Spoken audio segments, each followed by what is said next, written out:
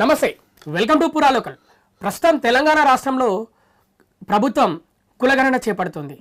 అలాగే గత కొన్ని రోజులుగా హిందూ దేవాలయాలపైన దాడులు కూడా జరుగుతున్నాయి. ఇలాంటి విషయాలపైన మనతో చర్చించడానికి ప్రస్తుతం మన పురాలోకల్ స్టూడియోలో మనతో పాటు ఉన్నారు మల్కాజ్గిరి కార్పొరేటర్ శ్రవణ్ గారు. అన్న నమస్తే. నమస్తే. రాష్ట్రంలో జరుగుతున్న కులగణన, సమగ్ర కులగణన పైన మీ అభిప్రాయం ఏంటి? సర్వే పూర్తిగా తప్పుల తడకగా జరుగుతూ ఉంది. గతంలో కూడా ఎస్కేఎస్ సర్వే చేశారు, సకల కుటుంబాల సర్వే, సకల జనుల సర్వే, వాటెవర్ పర్యాయపదంగా ఎస్కేఎస్ సర్వే అంటారు. 10 ఏళ్ల క్రితం చేశారు. ఆ డేటా అసలు ఉందా లేదా ఇప్పటివరకు ఎవరికీ తెలియదు. ఒకవేళ నిజంగా ప్రభుత్వం దగ్గర ఆ డేటా ఉంటే ఆ డేటా పైన ఈ 10 ఏళ్లలో వచ్చేటువంటి మార్పులు చేర్పులని అడిషన్స్ చేస్తుంటే చాలా సులువయ్యేది ప్రభుత్వ పని. కానీ అలా చేయకుండా స్క్రాచ్ నుంచి పూర్తిగా ప్రభుత్వ యంత్రాంగాన్ని రోడ్డు బ్యాక్ తీసుకొచ్చి ప్రభుత్వం పూర్తిగా ప్రైవేట్ ఏజెన్సీ చేతుల్లో ఇది పెడుతూ మరి పూర్తిగా ఈరోజు పరిపాలన అంతా కూడా స్తంభించిపోయి పూర్తిగా అసలు ఏ పనులు కూడా జరగనటువంటి పరిస్థితుల్లో ఈరోజు సర్వే చేస్తున్నారు. తప్పుల తడకతో చేస్తున్నారు. తప్పుల తడక అని ఎందుకు అంటున్నానో మీకు చెప్తా. అప్పుడు పూర్తిగా ఇది చాలా జాగ్రత్తగా వినాలి మీరు అందరూ కూడా. చాలా ఇంపార్టెంట్ సబ్జెక్ట్. అంటే ప్రజల భవిష్యత్తుకు సంబంధించి, ప్రజల అంటే వాళ్ళ ఐడెంటిటీకి సంబంధించి ఈ ఏదైతే కుట్ర జరుగుతుందో, నేనైతే స్ట్రైట్గా ఆరోపణ చేస్తున్నా, విదేశీ శక్తుల హస్తం ఉంది దీంట్లో అంటున్నా. విచారణ జరిపించాల్సింది రాష్ట్ర ప్రభుత్వము సిబిఐకి ఇస్తారా లేకపోతే సెంట్రల్ ఇన్వెస్టిగేటివ్ ఏజెన్సీకి ఇస్తారా, ఇచ్చి దీనిపైన పూర్తి స్థాయిలో చర్చ జరిపించాలా. ఇప్పుడు ఒక ప్రభుత్వం ఒక సర్వే చేయాలనుకున్నప్పుడు ఒక పద్ధతి ప్రకారం ఒక సేమ్ డేటా సేమ్ బుక్ ఫార్మాట్ని పెట్టి అందరికి కూడా అదే బుక్లెట్స్ ఇచ్చి అదే దానిపైనే ట్రైనింగ్ ఇచ్చి వాళ్ళకి సర్వే చేయమని చెప్పాలా. కానీ ప్రభుత్వం ఏం చేస్తుందండి, రకరకాల మీరు చూస్తే ఇక్కడ క్లియర్గా దీనికి బ్లూ ట్యాగ్ ఉంటుంది, దీనికి ఉండదు. ఇట్లా డిఫరెంట్ వేరియంట్ బుక్స్ తీసుకొచ్చి ట్రైనింగ్ ఒక బుక్లో ఇచ్చాం, ప్రాక్టికల్గా ఇంకో బుక్లో ఇచ్చామంటే సర్వే చేసేటోళ్ళు చాలా హై స్కిల్ లేబర్ కాదు, ఎంసీఏలు డిగ్రీ చదువుకున్న వాళ్ళు కాదు, మామూలు వాళ్ళందరూ కూడా కన్ఫ్యూజ్ అవుతారా కాదా. ఒకటి ఇది డెలిబరేట్ అటెంప్ట్ అని నేను ఎందుకు అంటున్నా, ఇది మీరు చూడండి ఒకసారి జాగ్రత్తగా చూడాలి. పేజ్ నెంబర్ 6 బుక్లో ఈ బుక్లో ఓపెన్ చేద్దాం. ఈ బుక్లో ఓపెన్ చేస్తే మీకు ఇక్కడ పట్టిక ఉంటుంది. మీ మతం ఏది అని అడుగుతాడు. మీ మతం ఏది అన్న దగ్గర రెండు బుక్లలో పేజ్ నెంబర్ 6 పేజ్ నెంబర్ 6లో 2 బుక్ల్లో కూడా పేజ్ నెంబర్ 6లోనో ఒక దాంట్లో మీరు చూడండి, ఒక దాంట్లో చూడండి. మీ మతం ఏది అన్నప్పుడు హిందువులు అని మీరు చెప్పారనుకోండి. ఫర్ ఎగ్జాంపుల్ ఒక దాంట్లో కోడ్ 1 ఉంటుంది, ఇంకో దాంట్లో కోడ్ 2 ఉంటుంది.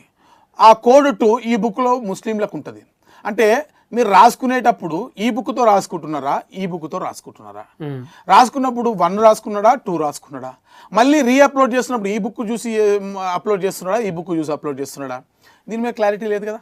ఈ బుక్ అంటే ముస్లింలు, క్రిస్టియన్లు లేకపోతే హిందువులు పూర్తిగా ఇంటర్చేంజ్ అయ్యేటువంటి పూర్తి ప్రమాదం. అంటే పనికిరాని సర్వేనే కదా దీని అర్థం.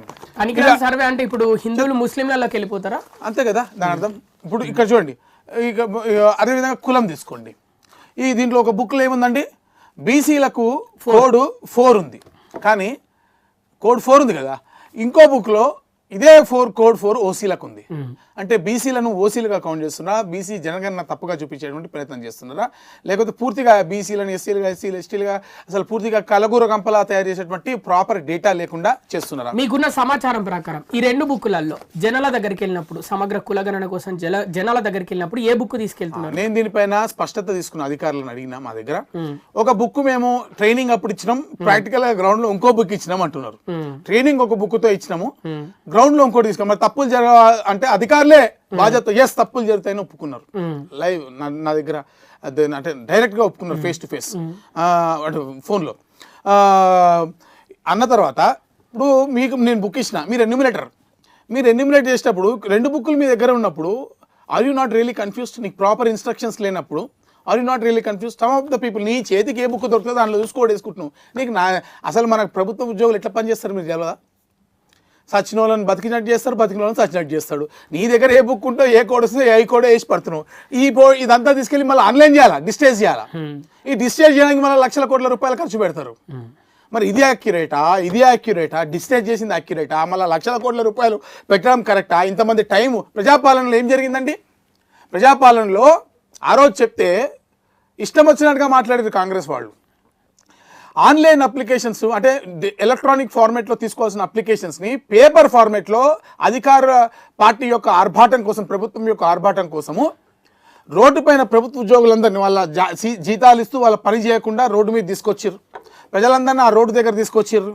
అప్లికేషన్లు ఫిలప్ చేయించారు, తీసిర్రు. తీరా చూస్తే అప్లికేషన్లు చాలా భాగం ఫ్లైఓవర్ల కింద అక్కడిక్కడ దొరికినాయి.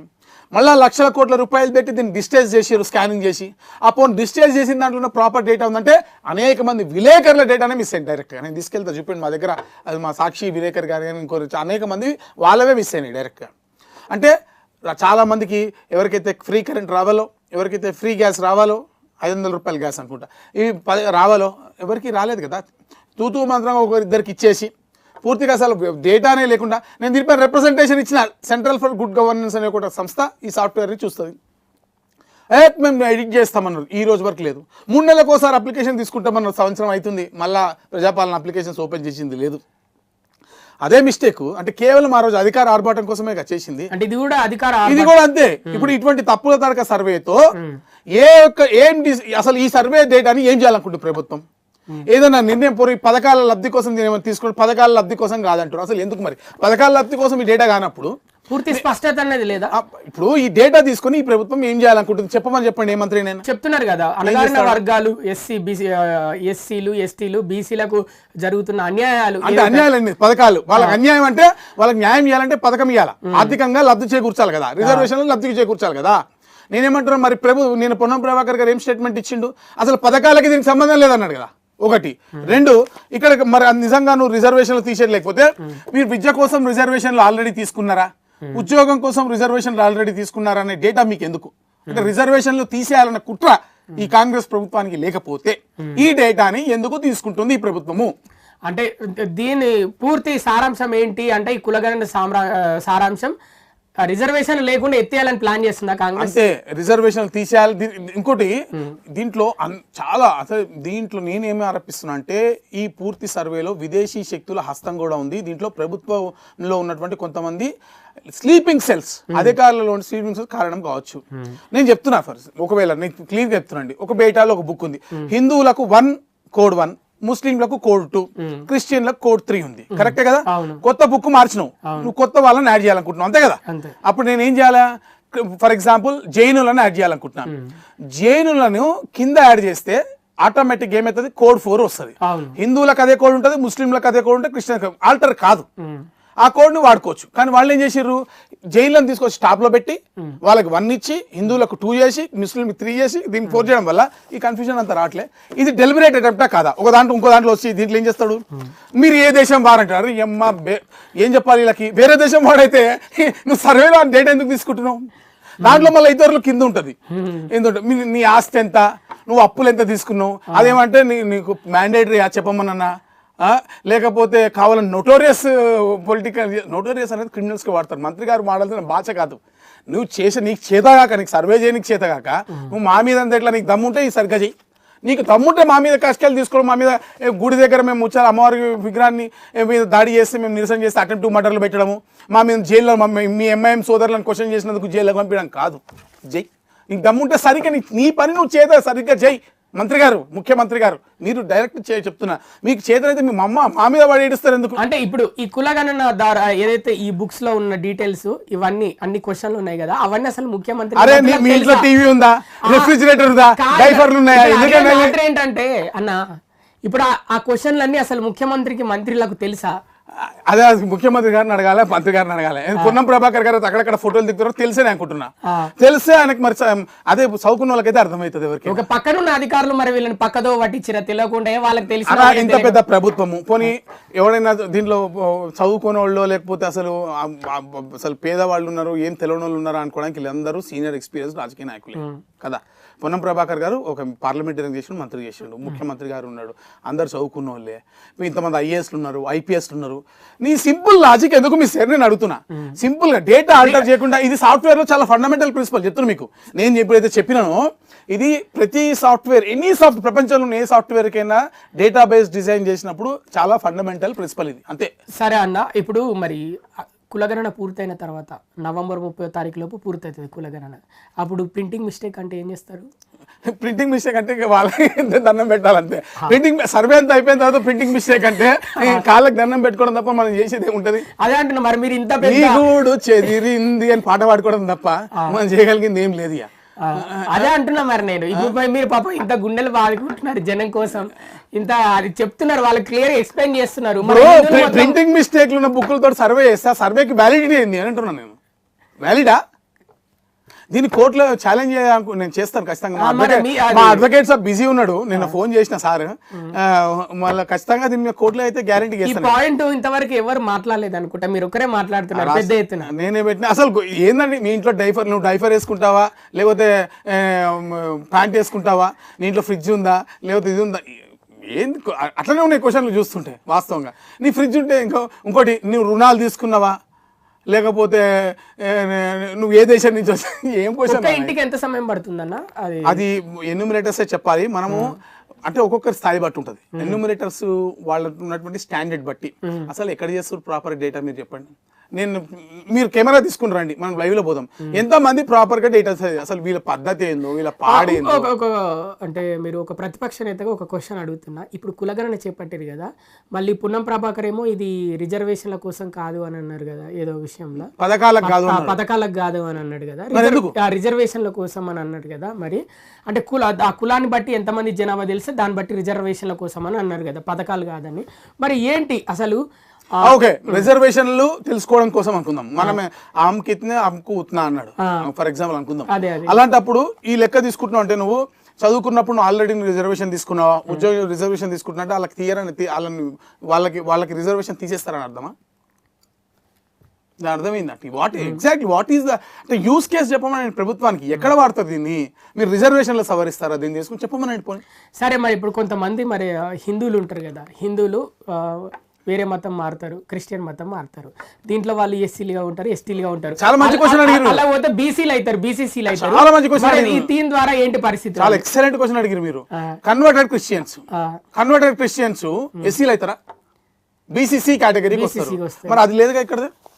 అది ఎందుకు లేదు? మరి క్రిస్టియన్లలో ఉపకులాలు, ముస్లింలలో ఉపకులాలు ఉన్నాయా? హిందువులకే ఉపకులాలు ఉంటాయా? హిందువులకే కులాలు ఉంటాయి. అంటే ఈ కులగణన ఓన్లీ హిందువులనే టార్గెట్ చేసినట్టు 100% అదే అనిపిస్తుంది. మరి నాకైతే ఇది ఆన్సర్ ప్రభుత్వం చెప్పాలి. ఈ రోజు వరకు కూడా ప్రభుత్వము సానుకూలంగా వచ్చి వీళ్ళు నటోరియస్ గా మాట్లాడుతున్నారు, వీళ్ళకి ఇష్టం లేదు ఇట్లా మాట్లాడడం తప్ప ఈ ప్రభుత్వానికి నేను అడుగుతున్నా, గౌరవ కార్పొరేటర్లు జిహెచ్ఎంసీలో ఎమ్మెల్సీలతో కానీ మీరు చర్చించి ఉంటే మినిట్స్ చూపండి. నేను కార్పొరేటర్, నాతోటి మా జిహెచ్ఎంసీలో ఉన్నట్టు ఏ ఒక్క అధికారి కూడా దీనిపైన చర్చించలే, ఏం క్వశ్చన్స్ వేస్తున్నాం ఏదని. సో ఒకటి అంటే ఎవరి భాగస్వామ్యం లేకుండా ఇది చేసి మీ ఏరియాకి వచ్చినప్పుడు మీ మల్కాజ్గిరి ఏరియా నా ఇంటికి స్టిక్కరేలే అధికారులు కనీసం అంటే ఈ ఏరియా కార్పొరేటర్ ఎవరు ఫోన్ చేసి ఒకసారి స్టార్ట్ చేద్దాం కులగణన ఇక్కడ అన్నట్టు చేసిరా? నాకు ఇనాగరేషన్ కి నన్ను పిలవలే, నా దగ్గరకు వచ్చి అధికారులు వాళ్ళు చేసుకుంటూ పోయారు. నేను అడిగిన ప్రోటోకాల్ మరి ఎందుకు పిలవలేదు, మీరు ఎమ్మెల్యే గారిని పిలిచారు కదా అంటే ఏమన్నారు? అది అయిపోయింది, తప్పు అయిపోయింది, అది అయిపోయింది అని తర్వాత మళ్ళీ 3 రోజుల తర్వాత ఏదో ఫోన్ చేశారు. నేను హాస్పిటల్లో ఉన్నా, పలానా హాస్పిటల్లో ఉన్నానని చెప్పిన. బేసికలీ సరే నన్ను ఏదో దాని పిలవడం కాదు, నా ఇంటికి అయితే స్టిక్కర్ వేయాలి, నా పక్కనకి వేయాలి, అవతల వేయాలి కదా. ఇప్పుడు చెప్తా, ఇప్పుడు తెల్లారేస్తారు అంటే 90% అయిపోయిందని ఇచ్చారు మళ్ళీ పేపర్కి. అప్పుడే 90% అయిపోయిందని ఇచ్చారు. మరి ఏది డేటా యాక్యురసీ చూపి అంటే ఎందుకనే ఇది పూర్తిగా తప్పుల తడక సర్వే. ఇటువంటి సర్వే తోటి మళ్ళీ సబ్జెక్ట్ కి వద్దాం. హిందువులనే ఎందుకు టార్గెట్ చేశారు కులగణనలో? నేను ఎందుకు అంటే వీళ్ళదంతా మైనారిటీ ఓట్ బ్యాంక్ రాజకీయం. మైనారిటీలకు లబ్ధి చేకూర్చే ప్రయత్నం, మైనారిటీలకు రిజర్వేషన్లు పెంచేటువంటి ప్రయత్నం నేను అనుకోవడం. మైనారిటీల సంఖ్య ఎక్కువ చూపించి మైనారిటీలకు రిజర్వేషన్లు పెంచే ప్రయత్నం ఈ రాష్ట్ర ప్రభుత్వం చేస్తుందనేది నాకు అనిపిస్తున్నటువంటి. లేకపోతే నాకు I don't see any plausible reason behind this. Reasonable reason. ముస్లింలలో కూడా ముస్లిం దళిత్, ముస్లిం జనరల్, ముస్లిం రాయలుగా అవన్నీ ఉంటాయి కదా. మరి ముస్లిం మన ఓటే మైనారిటీ కాంగ్రెస్ వాటికి anti BJP anti Hindu vote bank ఏదైతే ఉందో అదంతా కన్సాలిడేట్ కావాలి. దానికి ఇవన్నీ వర్తించవు కదా. వాళ్ళు పేదోడైనా పెద్దోడైనా అన్నిటికీ వాళ్ళకి వర్తిస్తుంది. వాళ్ళకి రిజర్వేషన్ వస్తుంది, పథకాలు వస్తాయి, అన్ని వస్తాయి. చివరిగా మరి దీన్ని ఎండ్ ఏంటి అసలు? కులగణన ఏ విధంగా ఎండ్ కాబోతుంది అనుకుంటున్నాడు? ఇప్పుడు అరాచకం నడుస్తుంది, దీని వెనక విదేశీ శక్తుల కుట్ర ఉందని కూడా నేను భావిస్తున్నాను. ఎందుకంటే మీరు చూడండి, పక్కనున్న బంగ్లాదేశ్, నేనేం జోక్ అంతలే, అతిశయోక్తి కాదు, ఈరోజు ప్రపంచంలో ఉన్నటువంటి అనేక దేశాల్లో ఇంటర్నల్ డిస్టర్బెన్సెస్ క్రియేట్ చేసేది, ప్రభుత్వాలను మార్చే ప్రయత్నం చేసేది డిఫరెంట్ కంట్రీస్లో ఉన్నటువంటి ఏజెన్సీసే. మీరు చూడండి, ఆఫ్ఘనిస్తాన్లో యుద్ధంగా తాలిబాన్లేదు, అక్కడ మేజర్గా రష్యా అమెరికా యొక్క ఆధిపత్య పోరు. బంగ్లాదేశ్ లో ప్రభుత్వం వెనక సిఏఏ హస్తం, అవునా కదా? అట్లనే మీరు శ్రీలంకలో జరిగిన దాంట్లో కూడా అమెరికా హస్తం. మరి ఇండియాలో ఎలాంటి కుట్ర జరగబోతుంది? చైనా నార్త్ ఈస్టర్న్ స్టేట్ లో ఏదైతే అంచివేయబడ్డటువంటి సంస్థలు ఉన్నాయో వీటికి చైనా ఫండింగ్ చేస్తున్నది అంటే బహిరంగ సత్యమే. అది యాక్చువల్లీ అందరికి తెలిసిన విషయమే, కానీ ఎవడు ఓపెన్ గా మాట్లాడరు. ఇట్ ఈస్ వెరీ అంటే ఇంటెలిజెన్స్ ఏజెన్సీస్ కి లేకపోతే నేషనల్ ఇన్వెస్టిగేటివ్ ఏజెన్సీస్ కి ఇది చాలా క్లియర్ గా వాళ్ళ దగ్గర డేటా ఉంటుంది.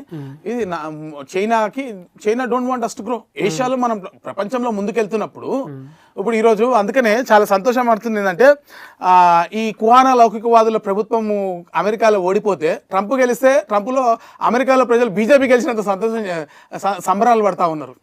అంతే కదా? అంతేనా కదా? అంటే దాని అర్థం ఏంటంటే ఒక దెబ్బ తగిలింది వాళ్ళకి అక్కడ, అవునా కదా? ఇప్పుడు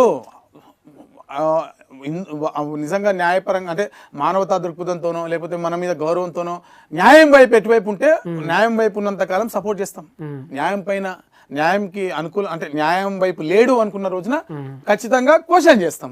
నా జాబ్ అదే కదా, మనందరి జాబ్ అదే కదా, సోషల్ యాక్టివిటీస్ జాబ్. ఇప్పుడు రేవంత్ రెడ్డి గారు ఏమన్నా నాకు శత్రువా అని లేకపోతే ఆయనకి నాకు ఏమన్నా మా దగ్గర మల్కారి కాంగ్రెస్ వాళ్ళు బాగా ఫ్రెండ్స్ ఉంటుండే, ఈ మధ్య నా మీద బాగా కోపంగా ఉన్నారు, పెట్టి ఇష్టం వచ్చినట్టు పెడతా ఉన్నారు. ఒక మా నాగరాజు అన్న ఉన్నాడు, వాళ్ళు మీ క్లోజ్ ఫ్రెండ్స్ ఒకప్పుడు మంచి దగ్గర మిత్రులు కూడా ఈ మధ్య కాంగ్రెస్ పార్టీని విమర్శిస్తుంటే మొహం మార్చుకుంటున్నారు, మా సగం మాట్లాడతలేరు. కానీ వాళ్ళ నాకు రేవంత్ రెడ్డి గారు వ్యతిరేకం కాదు, వ్యతిరేకం కాదు, పార్టీ పరంగానే మీకు విభేదాలు అంతే. పాలసీ ఇప్పుడు ఈ పాలసీని తప్పు చేస్తున్నారు. తప్పుని ఎత్తి చూపడం నా బాధ్యత ప్రతిపక్షంగా. వాళ్ళు నాకు శత్రువులు. రేవంత్ రెడ్డి గారు ఇంకెక్కువ మాట్లాడితే మా ఆర్గనైజేషన్ లో పనిచేసి వచ్చిన వ్యక్తే, మా దగ్గర వచ్చిన వ్యక్తే. అట్లా కాదు, కానీ అది వ్యక్తిగతంగా ఉండదు. ఖచ్చితంగా ఇది ఏంటంటే ఒక సమస్య జరిగినప్పుడు, ప్రజలకు అన్యాయం జరుగుతున్నప్పుడు, ఒక హిందూ సామాజిక వర్గానికి అన్యాయం జరుగుతున్నప్పుడు నోరెత్తడం మా బాధ్యత, అది చేస్తున్నాం. మీ ఆరోపణలు వ్యక్తిగతంగా కాదు, 100% పాలసీ పరంగానే. పాలసీలో ఏవైతే తప్పులు ఉంటే వాటినే మీరు ఎత్తి చూపుతున్నారు. 100%. ఓకే, దానికే కట్టుబడి ఉంటారు. 100%. నాకేం ఆస్తి పంచాయతీలు లేవు ఆయనతో, ఎవరితోటి? రేవంత్ రెడ్డితో. మరోవైపు చూసుకుంటే ముత్యాలమ్మ టెంపుల్ మీద దాడి జరిగింది, అతను ఇప్పుడు జైల్లో ఉన్నాడు. అసలు ఆయన ఇచ్చిన రిపోర్ట్ ఏంటి, ఆయన స్టేట్మెంట్లు రికార్డు ఏం చేసుకున్నారు, బయటకు వచ్చినాయి మనకు తెలిసినాయి? మరి ఘోరం అంటే ముత్యాలమ్మ టెంపుల్ దగ్గర అక్కడ హోటల్లో నెల నుంచి మత ప్రవచనాలు జరుగుతాయి, దేశ వ్యతిరేకంగా ప్రవచనాలు జరుగుతాయి, హిందువులకు వ్యతిరేకంగా ట్రైనింగ్ క్లాసెస్ జరుగుతాయి. ఒక హోటల్ మీద చర్యలు ఉండవు. ఆ వచ్చిన వాళ్ళందరినీ చక్కగా పట్టబెట్టుకుని వెళ్ళిపోతారు. పోలీసులు ఎవరిని అదుపులో తీసుకోలే, క్వశ్చన్ కూడా చేయలే, వాళ్ళు వెళ్ళిపోతారు. దాడి చేసిన వాడికి హాస్పిటల్లో కూర్చొని విఐపి ట్రీట్మెంట్, కసబ్గానికి ఎట్లా ఇచ్చారు అట్లా ట్రీట్మెంట్ ఇస్తారు. అంత బాగుంటది. ఈ ప్రభుత్వం అంత సహకరిస్తుంది కదా.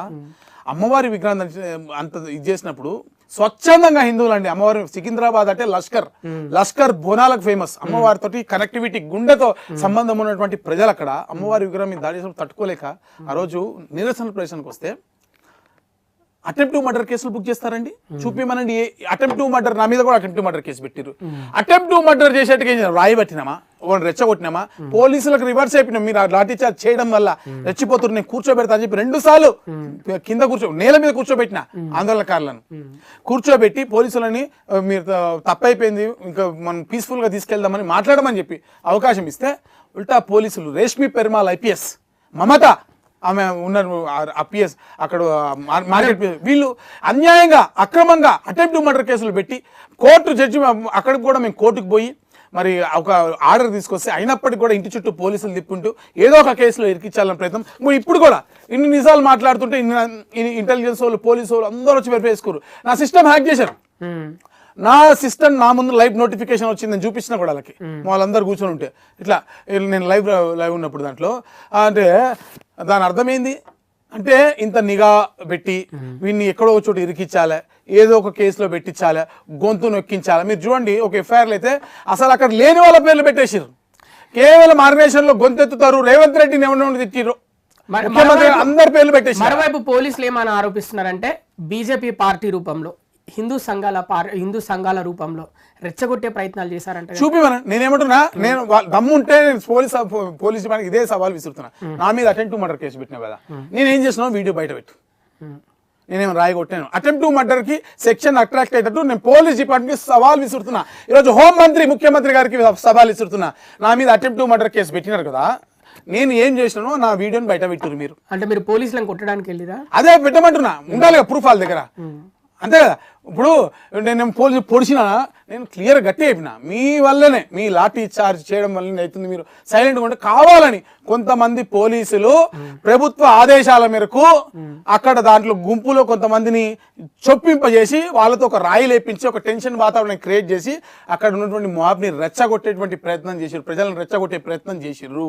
ఇది సత్యం.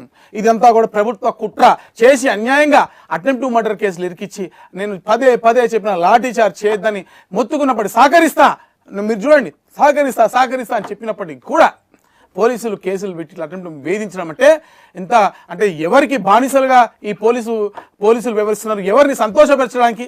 ఎంఐఎం పార్టీనా, అక్బరుద్దీన్ ఓవైసీనా, లేకపోతే మతోన్మాద శక్తులు ఇంకెవరైనా ఎవరైతే అక్కడ ట్రైనింగ్ తీసుకున్నారో వాళ్ళని సంతోషపెట్టడానికా? అక్కడ ట్రైనింగ్ చేసిన వాళ్ళకి ఎందుకు మీరు క్వశ్చన్లు చేయలేదు? వాళ్ళని ఎందుకు అదుపులో తీసుకోలేదు? ఎందుకు హిందువులపైన ఇంత అన్యాయంగా కక్ష కట్టింది ఈ రాష్ట్ర ప్రభుత్వం? కనీసం ముఖ్యమంత్రి అక్కడికి ఈరోజు సిటీలో ఎంత పెద్ద జరిగింది, లష్కర్లో అమ్మవారితో చాలా గట్టి స్పేకు బంధం ఉన్నటువంటి లష్కర్ ప్రాంతంలో అమ్మవారికి ఎంత అన్యాయం జరిగినప్పుడు, అక్కడ అమ్మవారి విగ్రహం పైన ఇట్లా జరిగినప్పుడు ఒక ముఖ్యమంత్రి రావాల్సిన బాధ్యత ఉందా లేదా? కనీసం హోంమంత్రి కూడా ఆయన ఒక్క 2 నిమిషాలు వచ్చి అయ్యో జరిగింది, నేను ఇంకోసారి చేయకుండా చూసుకుంటా, పోలీసులకు ఆర్డర్ ఇస్తాను ఒక్క మాట చెప్పడానికి ఈ ముఖ్యమంత్రి గారికి నోరెందుకు రాలేదు నేను అడుగుతున్నా. మరోవైపు ముత్యాలమ్మ టెంపుల్ మీద దాడే కాకుండా శంషాబాద్ టెంపుల్, ఇంకో 2-3 టెంపుల్స్లో దాడులు జరుగుతూనే ఉన్నాయి కంటిన్యూగా. విగ్రహాలు పడగొడుతున్నారు, ఏదో రకంగా టెంపుల్స్ మీద దాడి చేస్తున్నారు.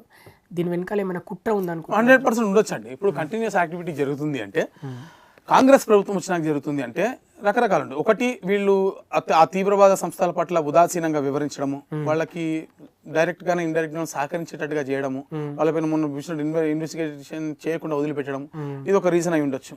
2, కాంగ్రెస్ పార్టీలో ఉన్నటువంటి ఇంకో వర్షన్ కూడా వినపడుతుంది మార్కెట్లో. కాంగ్రెస్ పార్టీలో ఉన్నటువంటి కొంతమంది అసమ్మతీయులు ముఖ్యమంత్రి గారిని ఎట్లయినా దింపేయాలని చెప్పి మరి చేస్తున్నారు అంటారు. ముఖ్యమంత్రిని దింపేయాలని కాంగ్రెస్ పార్టీలో ఉన్న అసమ్మతి లీడర్లు ముఖ్యమంత్రిని దింపేయాలని ఇలా టెంపుల్స్ మీద దాడి చేస్తున్నారు. అంటే వేరే సంఘ వ్యతిరేక శక్తులతోటి, దేశ వ్యతిరేక శక్తులతోటి చేయగలుపుకొని ఇట్లా చేస్తున్నాను ఒక వర్షన్ పడుతుంది.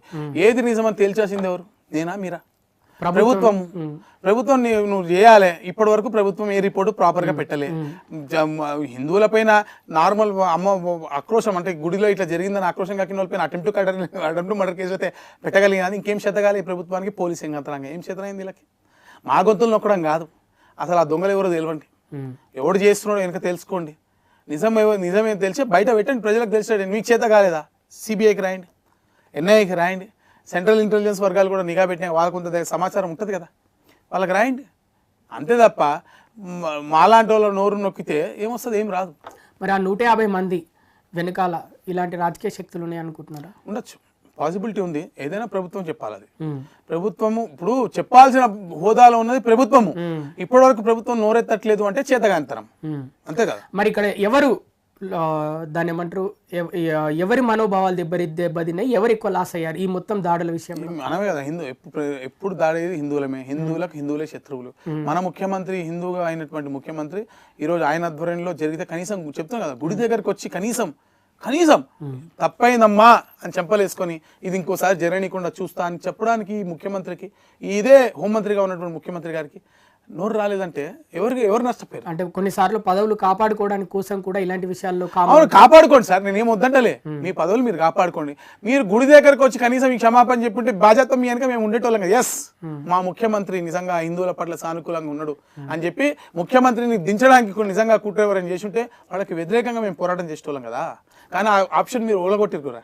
ఈరోజు మీరే కనీసం అక్కడ రాకుండా ముఖ్యమంత్రి, ప్రభుత్వము, అన్యాయంగా చేసింది, మమ్మల్ని జైలుకు పంపించింది అనే విధంగా మీరు చేసుకున్నారు అంటే దాని అర్థం ఏంటి మీరు చెప్పండి. మరోవైపు కాంగ్రెస్ పార్టీలో కొంతమంది లీడర్లు మా ముఖ్యమంత్రి పెద్ద హిందూవాది, ఆయన బర్త్డే రోజు కూడా యాదాద్రిని యాదగిరి గుట్టగా మార్చారు. ఎన్నిసార్లు పోయింది? ఇంతకుముందు ప్రతిపక్షంలో పోయింది యాదగిరి గుట్ట అందాం మనం. యాదాద్రి వద్దు, యాదాద్రి నుంచి యాదగిరి గుట్టగా మార్చేసి మనం యాదగిరి గుట్ట.